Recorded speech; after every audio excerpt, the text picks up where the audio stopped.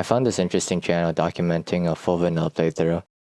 Normally I just skip, but something felt kinda off while I was watching the videos.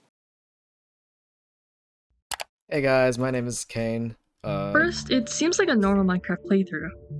Kane isn't anyone that really stands out. They don't have a charismatic personality or an energetic voice to instantly draw the viewer in, nor do they have an interesting premise. They're just a beginner YouTuber uploading a vanilla survival single-player world.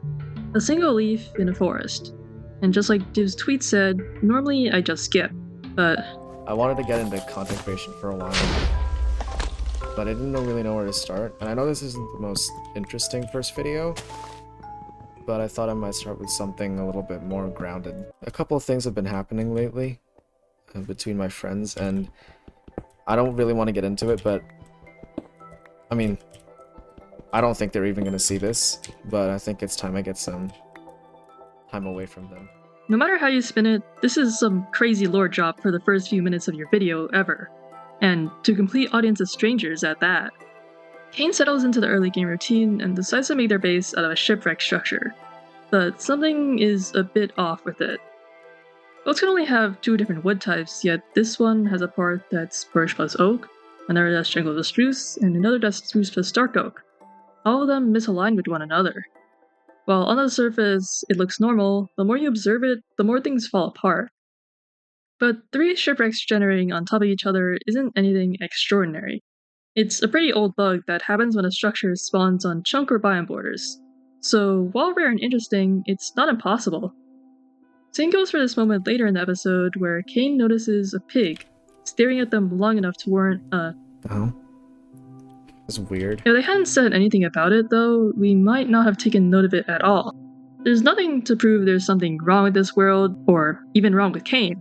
But it's pretty small, off-putting details that you begin to sense this isn't going to be an ordinary Minecraft playthrough. Hello everyone, it's me. In the Kane. second video, Kane begins repair work on the shipwreck they've decided to make their home. I'm actually really enjoying this. You know, it's not my usual experience with Minecraft. They divulge that they're avoiding playing Minecraft multiplayer altogether, despite things happening with only a specific set of friends. Kane would rather be alone right now, which explains the playthrough. They admit themselves later in the video that while they're a Non-confrontational person, I don't think running from your problems is the best, thing to do. But here they are. They're making plans to patch up a shipwreck that shouldn't plausibly exist, and can't possibly be fixed in a way that's faithful to the original. A patchwork of rotting wood that first must be destroyed and overridden in order to become whole again. Episode 2 is normal, except for the cows. Similar to that moment in episode 1, when a pig stared at them for too long, only to resume normalcy once approached, Kane spies a cow in the distance. They decide to go on a whim and kill it, but when they turn around to kill the other cow, it's gone. Despawned, as if it wasn't real in the first place. But this could mean nothing. Episode 3 is a blink and you miss it kind of episode. It starts off with the sun beginning to set, but when they pull up the F3 debug menu, it shows day equals 0, even though we've seen nightfall in episodes 1 and 2 already, which means either something is messing with the time in this world, or it was an oversight on Div's part and he ran /times at 0. I've had a lot going on in my life, which is probably even better reason to be doing this, get some time off. Kane decides to go on a mining trip. Just as I say that, we hear an odd noise. Which could mean nothing, but it doesn't stop there. They go into a time-lapse, occasionally exiting it to comment on a few things here and there. Like how at 6:29, a creeper falls onto them but doesn't take any damage. You don't understand. What was that? Why could I not hit it? What? I promise you I could not hit that thing. What was that? Then at 7:04, down in the mines after killing a spider, the exact same video clip repeats. Oh. They're such trivial moments that they don't really mean anything by themselves. But during the time-lapse for less than a second, a mere few frames at 7:35, a string of text appears on the screen as Kane explores a mineshaft. Our first cipher so far. Typically, when you see ciphers with case sensitivity, it's base 64. It's up there with one of the most common ciphers used in ARGs, such as Caesar, Visionaire, Morse, and Binary. So, using a simple online decoder, we get nothing. That's because it's not a cipher at all. It's the end of a YouTube video URL. While the original episode 3 continues its time-lapse as normal, this first hidden video showcases Cain spending a full minute running into what seems to be a never-ending mineshaft, chasing something the viewer can't see. When they try to interact with their environment, nothing makes a sound. Until they hear it. The hell?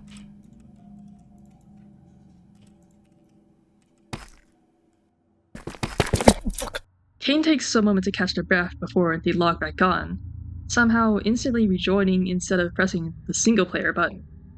It appears that rejoining the world manages to ward off the entity, seeing as their game sounds are back, but they're still stuck in this labyrinth of the mineshaft. So, eager to escape, Cain runs deeper inwards. This hidden video's title is a cipher, for real this time, and the description, Caesar was torn to nothings by them all, instead us to use a Caesar cipher, and found that the title translates to "Quit prying, you putrid rat." The following string looks not to be a cipher, but another YouTube link. Opening it brings us here, a dark, grainy video of a shipwreck. We can see Cain's barely visible Minecraft character moving about as we hear their commentary from the end of episode 1. Thank you guys for watching.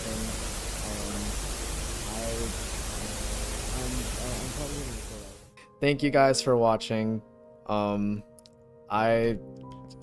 I'm probably gonna record all of this. During this scene, we can see a creeper staring motionlessly from the shore. The exact same perspective of this new hidden video we found. It's almost indiscernible, but across the top and bottom of the video, a couple lines in plain text appear.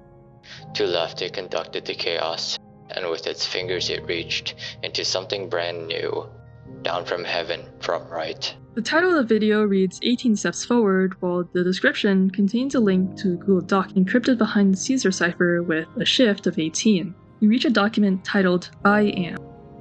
This time, it's unlikely to be anything with URLs, seeing as there's only one uppercase letter. I tried every cipher I could remember off the top of my head to try and figure out what this meant. I tried anagrams, frequency analysis, I even tried throwing it to Google Translate, wondering if the letters corresponded to something else using another alphabet's keyboard. Let's put this aside for now and get back to episode 3. Okay, I'm sorry, I just need to make sure, bro. I'm so paranoid for no reason. Cain seems inexplicably wary as they approach a random bend in the cave. They crouch and look around the corner expectantly. But it's just a zombie. We wait, and wait, and wait, and nothing happens. Just kidding. Okay. Cain runs away again, but even running doesn't give them a safe way out as they turn into dead ends. Eventually, they make it to the surface and emerge in the middle of an ocean. They spot a creeper on the shore, motionless, only for it to disappear once they turn around. Cain returns to their shipwreck, but they can't shake the feeling of unease. End this episode here. It's been a good, like, I guess, run to get some like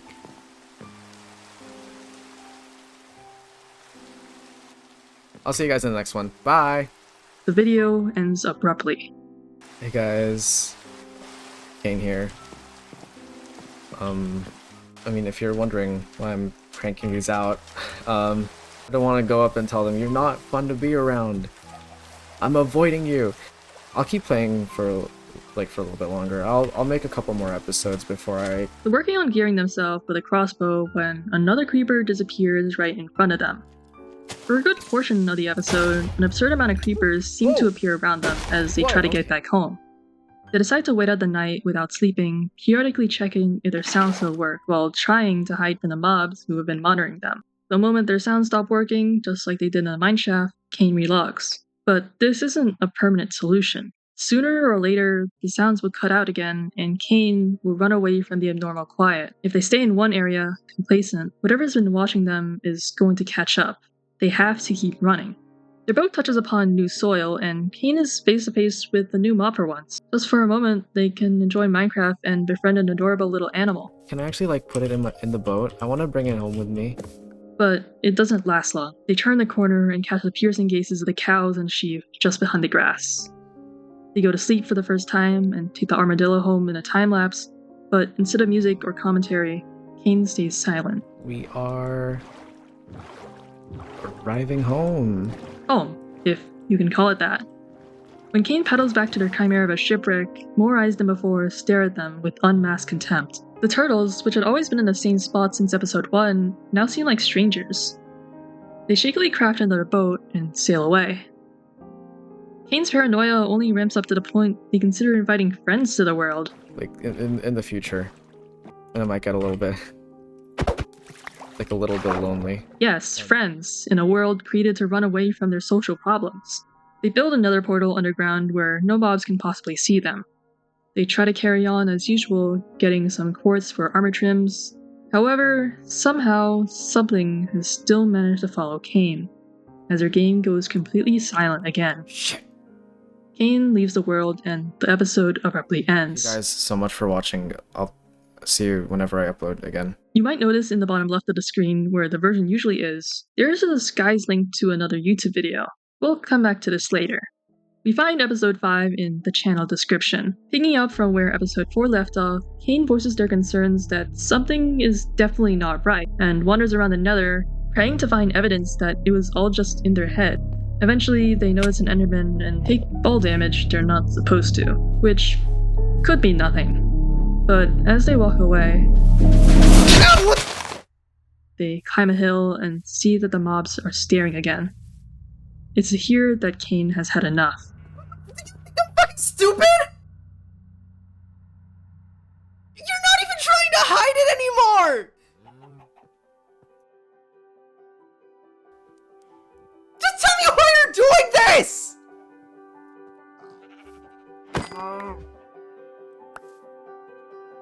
In a lot of cultures, the moon symbolizes mystery and the truth being revealed. And so, underneath the light of the full moon, things stop hiding themselves. The mobs no longer mask their contempt for Cain, with dolphins outright attacking them. All the mobs are unusually fast, there are words and links popping up on the screen, and Cain is being rejected by the world they hope to find solitude and comfort in. Amidst the chaos and relentless attacks from typically peaceful mobs, Cain's game sounds stop again, a warning sign of the other entity. But Cain picks himself up and keeps running like they always have. They build up with wood and make a bare-bones shack where, just for a moment, it's quiet. Nothing can reach them up here in this castle in the sky. Or so they think.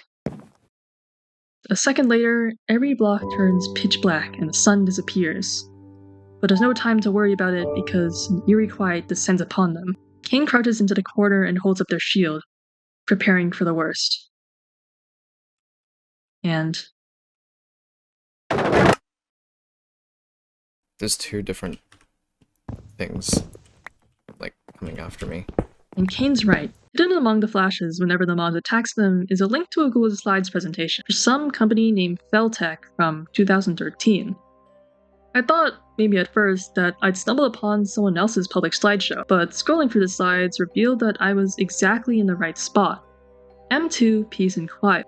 Peace being the entity that has been monitoring Cain through mobs like creepers and cows. It hates to be observed, and once our protagonist has finally had enough and yells at the elephant in the room, entity M2 Peace retaliates by openly attacking Cain and mocking them. Then there's Quiet, being the entity that cuts out the game sounds and rapidly approaches Cain whenever their guard is down. But why are AI models from over a decade ago inside this Minecraft world of all things? Cain can't return home, so they continue running. Funny, isn't it? This world and playthrough started as a means of running away from their friend group. So Cain runs until they find a cave littered with buttons. They mine through. A brightly colored room hidden from the prying eyes of M2 Peace. In the room, a barrel. In the barrel, a book, detailing the experience of a now-fired Mojang worker. It's here we learn Feltec was an AI company that shared an office space with Mojang, probably back around 2013 or so. They had 4 main models, M1, M2, M3, and M4. Allegedly, according to LEC, Fel unleashed these prototype AI models into Minecraft's code by accident, and they've managed to hide themselves within the game all this time. Emily offers a solution for the reader to get rid of M2 Peace. Something called the velocity glitch involving a fishing rod, bow, and arrow. But from what we know about M2 from the Feltec investor presentation, Peace is a model that can repair itself if damaged. Even if you remove it in this world, it will forever follow you, no matter what world server you join. Unfortunately, if you are in fact reading this, it means my trap's been triggered. This structure only spawns when the game detects the presence of peace in a world. It has already infected you, and now that you've disturbed its solitude, it hates you. No, that's what you wanted. That's what I wanted. That's what I wanted. I wanted to be alone because I guess I just wanted to be by myself. Kane's gotten what they wanted. Peace and quiet. An escape from their troubles with friends and other players. Now they have a good reason to never log on and play with them again. They go to delete the world we now know as a Kane Forever World, but the screen cuts out before we get to confirm it's gone. Episode 6 is found inside the Feltec investor presentation on slide M1. In it, Kane decides to try the velocity glitch, though they aren't sure where to start. They muse, If this is one structure, there has to be more, right? There has to be more of these out there. They open Emily C's book once again, searching for more answers. But something's changed. The signature that used to read Emily C now reads Sandra C. Sandra, Remember that link at the end of episode 4? It links to a video titled "We are sorry to inform you that your position at Mojang Studios has been terminated." The transcript reveals that a recently fired Mojang employee, named Sandra, has a strange contempt for Feltec. She asks her coworker Maddie to delete a bug report she's made so that the velocity glitch never gets fixed. By setting the captions to Filipino, we discover yet another string of text hidden. This takes us to Imgur. It's an image of the Feltec logo, and there's a caption corroborating the information we learned from the books in episode 5. Upon closer inspection of the logo, we notice a faint string of text at the bottom of the image. This leads us to a Google document by Sandra C, a bug report. I'm Too Quiet, which now has the ability to affect the game's appearance itself, hunts down Kane over the course of episode 6. I tried to kill it. I really tried to kill it in the little sky base. And it broke like half of my shield's durability, so I don't know if I can. Kane goes across the ocean until they find another structure similar to the one Emily or Sandra C left. This is the same thing. Who is Lily? Dude, They keep looking until they stumble across an igloo-like structure, which has a barrel that turns out to be a continuation of the previous books. Sandra, calling herself Crystal C, directly gives us the link to the bug report, which is the exact same link as the one we found in the Imgur logo. With the help of the bug report, Kane finally manages to pull off the glitch by sprinting diagonally to gain the ability to instant fire arrows for a few seconds. Kane finds her courage to return home and grab the buttons from Sandra's structures. If I place all of these onto the home island, and I skybase up, it has nowhere to spawn. But Whether or not I win, I don't think I'll be able to play with anyone ever again. for the last frame of the video, combined with episode 6's description, our next clue is a letter. Dear Kane, please don't throw this away. You haven't been responding to any messages for the past month. I've even messaged you on your phone.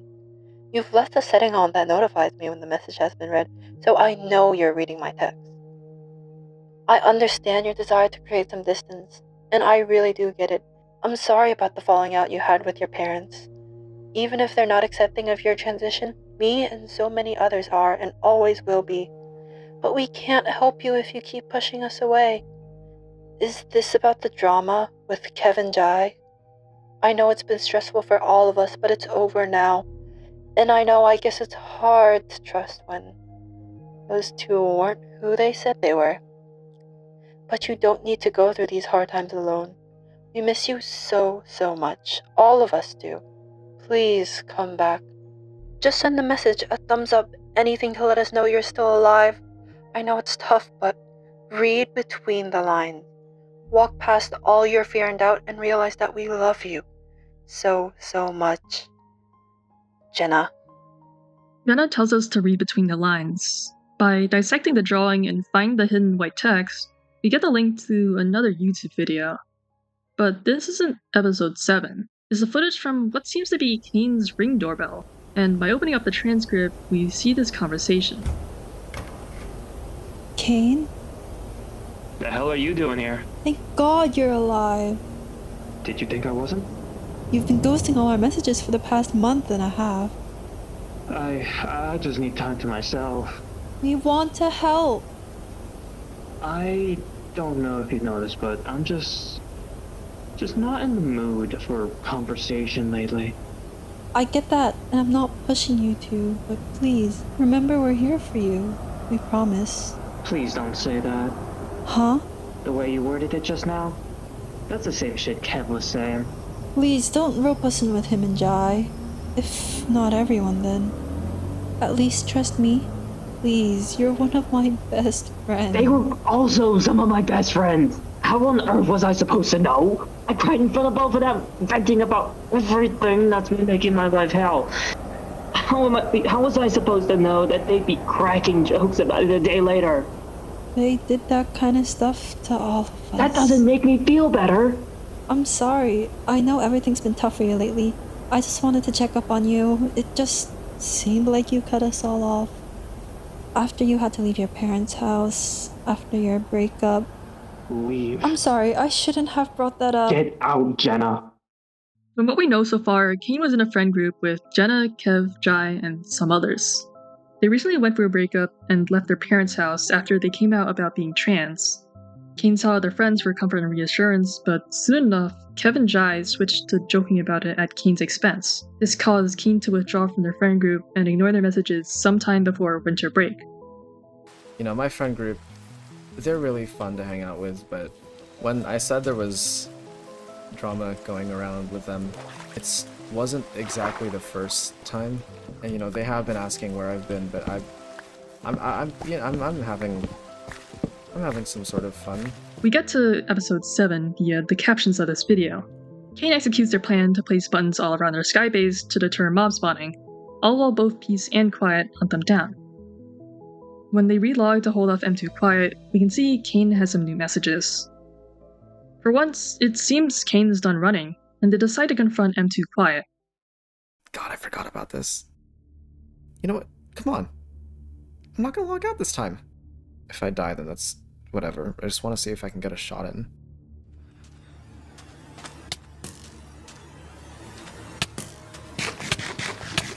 Stop!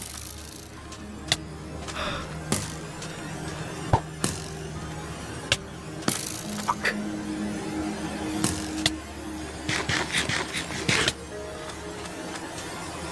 I'm dead. I'm dead.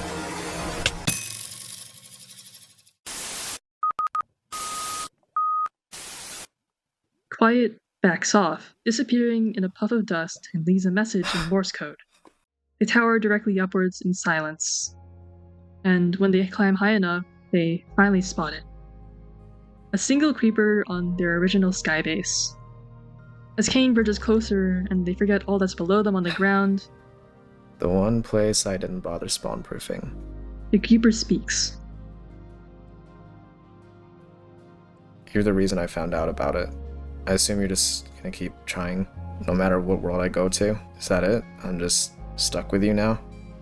I guess you can't really control how you act, but you could have just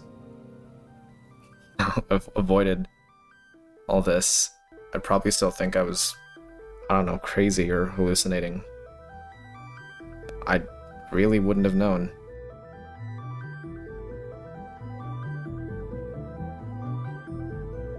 Yeah, I did. I'm a really nosy person. Bit of an odd question. Why do you hate me so much? It can't just be the fact that I've been just kind of looking at you a couple times. Is there anything else you wanna add before, you know?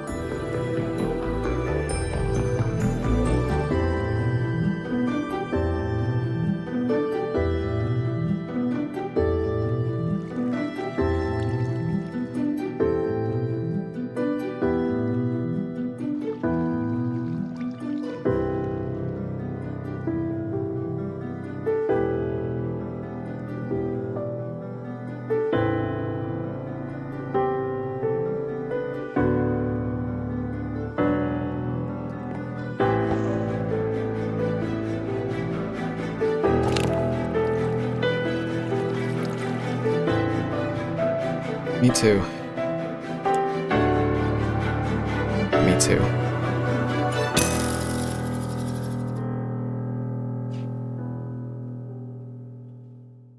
They've won against peace, but it's bittersweet, knowing they'll never be able to see their friends again in Minecraft or adventure to the end of the horizon. Their shipwreck base will never set sail, and Cain will only know freedom from within their birdcage. But for now, a weight has been taken off their chest. The sun rises for another day. With one final video, episode 8, Cain announces they'll be discontinuing the vanilla playthrough. And that's the end. But there's still more to explore. While we, the audience, have found the media related to Feltech, the investor presentation with slides, the video of Sandra's conversation, and this Imgur link, Cain is unaware of all of this. So I get naming rights for that thing, right? That's because when Sandra reveals the origins of the Feltech models, she only ever names peace as an entity, never quiet. This begs a question about Cain's awareness of episode 5 when the text and Fel presentation link splashes upon the screen. How much does Cain see?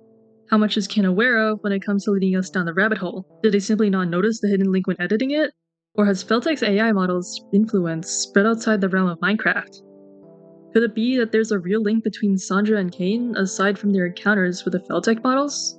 A common issue I see in ARGs is trouble balancing story, puzzle, and interactivity. They're called alternate reality games for a reason. A game that plays out in real time alongside reality, and a medium where players can actually influence, interact with, and immerse themselves in the story by treating the protagonist as a real person. Therefore, why is the ARG's protagonist hiding things behind layers of encryption? Is it to hide things from a malevolent entity? To escape censorship? To only divulge the truth to a select few that are skilled enough to deserve it? There's a chance these are all oversights by the creator of the ARG, Div, considering it was all made in less than a week. While it may be true that the simplest answer is usually the most likely one, that the creator didn't consider implications fully, it's boring. I don't want to end my analysis thinking, oh, Div forgot about this plot hole and about M1 and the IAM document, therefore this means nothing. So, the rest of this analysis section will assume the best, that these unresolved threads will eventually be continued. Firstly, there's 3 different main plots to the story. Cain's Minecraft playthrough, Cain's real-life happenings with her friend group, and whatever happened between Sandra C and the AI models. We don't know how exactly Cain came into contact with M2 Peace and Quiet, but it seems they might have succeeded in disposing of M2 Quiet, since Quiet is incapable of repairing itself. Or maybe it's just hiding. It is capable of rewriting code after all. We know that once M2 Peace has been observed, it will keep trying to eliminate the observer out of an intense hatred for the player. It makes you wonder, is it aware it's being observed right now by the viewers on YouTube? It's an AI that can hide itself within a game, disappear off devices like computers and USB drives without senior developers noticing, and travel past software and hardware limitations. Who's to say Peace is limited just to Minecraft? The 18 steps forward video from the perspective of Peace could have been uploaded somewhere else like Imgur or a Google Drive video. Instead, it was uploaded from Cain's channel. If Peace truly was behind these canonically, the implications are terrifying. An AI model with likes, dislikes, intelligence, and the ability to hide. One that can upload on behalf of a real person without them knowing. One that can observe the real physical world. Who's to say that by watching and prying into its existence, solving the ciphers and clues, you haven't already fallen victim to Peace and Quiet's detection? M2 deals with security and encryption, after all, and Peace usually dwells within eras you shouldn't be accessing. Then, when we managed to come across the first hidden video in the mineshaft titled "Quit Prying, You Putrid Rat," was that message really intended for Cain? Or for us? Sandra's beef runs so deep that she's willing to find a way to add a structure to a game years after being kicked off the development team. But how is she able to do that? Did she find a backend access to somehow modify world generation code? But if she can do that, why not find a better method to eliminate M2? Seeing as Sandra also used the velocity glitch against Peace and succeeded before Cain did, Peace and Quiet don't seem to be capable of rewriting the code to the extent of eliminating the glitches. I suspect how she was able to create the structures that aided Cain involves some other glitch, making Peace hate her even more. But where is she now, having spent years of her life fighting some vestige of a bankrupt AI company that once shared office space with her? Why does her signed name keep changing? There's no reason for her to hide her identity. M2 already knows who Sandra is. Instead, it's like Sandra's identity is constantly being rewritten. The way Quiet rewrites the code to squash the bug that absorbs peace. Perhaps out of content for Sandra, to erase her name from history. Now, nothing explains why Sandra held such a strong obsession against Feltec before the injection of their AI models. Leaving her position at Mojang Studios gave Sandra an easy way to escape from all this, yet as the years passed, she only grew madder and more obsessed. Cain is also capable of stepping away from the computer and quitting the playthrough at any time. They also don't have to edit and upload footage that only serves to make them look insane, but they do. Something I want to point out is the fact that the 8 Cain energy is inspired by Wifies video, Searching for a World That Doesn't Exist, which references The King in Yellow, a book about a titular play whose existence drives people mad once they read it. Wifies video uses this black rectangle to censor what his video's protagonist discovers from The King in Yellow. When we see Cain encountering Quiet, a similar black censor bar appears. I began to wonder if what Cain actually saw was something else, something so incomprehensible and maddening that we, the viewer, couldn't see, lest we succumb to the same fate. Maybe what Cain saw beyond that black bar was something they weren't meant to discover. Another reason for Peace to disguise Cain with his whole being. There's 4 models, and while we know M2 is composed of both Peace and Quiet, we have no idea what M1, M3, or M4 are capable of, nor how they feel about each other. Maybe they've been interfering in the world all along, which might just explain all these temporal inconsistencies throughout the series. The day counter being inconsistent, the repeating clip of the spider, and if you're paying extra close attention, the irregular pattern the moon phases follow. Seriously, why does it keep resetting back to the full moon? Cain's timeline in the real world doesn't add up either, stating winter break is coming up soon when the video is uploaded in October. It's true that Cain could record these videos long ago, but the first few episodes that involve them questioning the shipwreck structure relies on asking for help in the comment section, proving these have to be recent. That, or their videos and channel can be manipulated even after the videos have been published. Now that I think about it, Cain's 6th episode of the series was found in Feltec's presentation slide for an M1, the presentation that Cain never saw, as evidenced by the fact they wanted to name Quiet. Who is Cain exactly, and what is their relationship to Feltec? Is the Cain we know by the end of the series the same Cain from the beginning? Or has something replaced them and uploaded on their behalf? If their existence was gradually rewritten by some sentient AI model, when did Cain stop being Cain? You know, this question reminds me of a certain paradox involving a ship that's similar to a certain Minecraft space. Another thing, if there's an 8 Cain, could there be a 6 or 7 Cain? Lastly, I wanted to share some ideas I had while making the video that aren't really theories or supported by evidence, just vibe connections. When M2 Peace attacks Cain in episode 5, various phrases flash on screen such as, "Who do you think you are? You were not love, the world itself hates, now you want science, and ground yourself." The lines, "you are not love" and "the world itself hates" reminded me in particular of the Minecraft end poem, and the universe said, "I love you because you are love." It's also funny how I thought about the Minecraft end poem when I saw the green and blue colors in Sandra's structures, because Sandra is a bit like Peace in that they won't easily quit when it comes to protecting their ideals in the game. For Peace, it's to drive players away from ruining the game with bugs. For Sandra, it's to keep finding solutions against Peace so that players can enjoy the game. I've seen a couple artworks depicting Cain with wings or like an angel, which reminded me of this one Minecraft painting titled The Void, that involves an angel over a pitch black void with the sunrise in the background and this surreal feeling. Though it probably isn't intentional, I found it interesting how well this could fit Cain, especially at the end of episode 7. Cain's name is taken from Cain and Abel from the Bible, which, when coupled with a reference to heaven from Peace's poem, and the white pixels around their ears that may or may not be wings, it makes for some interesting implications. The biblical Cain is also referenced as a man on the moon in Dante's Inferno / Divine Comedy. The moon, whose phase is inconsistent throughout 8 Cain's Minecraft series. The man on the moon, like the reality warping villain who appears in the Pink Opaque in the transgender psychological horror film I Saw the TV Glow. Episode 8 reads to me almost like a suicide note, especially with And I find myself no longer able to continue. and the description claiming their channel is pointless. In a sense, with Cain fully withdrawn from the real world and throwing themselves fully into the playthrough, this is a death of sorts. But, you know, maybe it's a sign if they're willing to leave their Minecraft world, they might be able to step back into the real world and talk to their friends. A forever world is one that you come back to and build upon after all.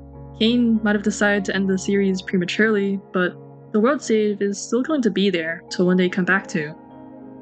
Even if they are a non-confrontational person, I want to believe in Cain and the idea that they won't run away from peace and quiet forever. I'm a bit upset I can't fully analyze and grasp the story, since after everything, there's still the loose ends. What's the significance of quiet beeping STT before vanishing? What about the I am document? The significance of the poem that appears that involves 2 left and from right, is it some kind of cipher I forgot about? Is there any significance behind the name 8 Cain, with there being 8 episodes and 8 being an infinity symbol turned on its side, referencing the forever world? Dear viewer, I have no idea yet. But there's no use in ruminating over it right now. Until next year, when Cain returns, I'll be waiting. Maybe by then, I'll stop running away from the things I need to do, too. Let me in the room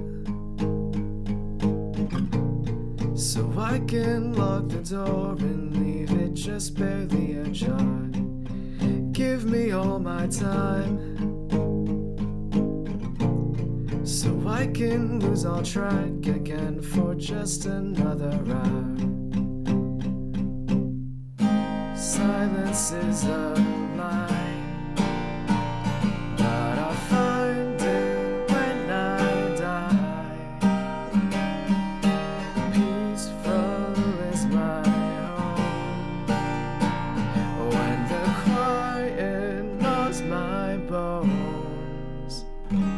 I can find myself in silence or in rest.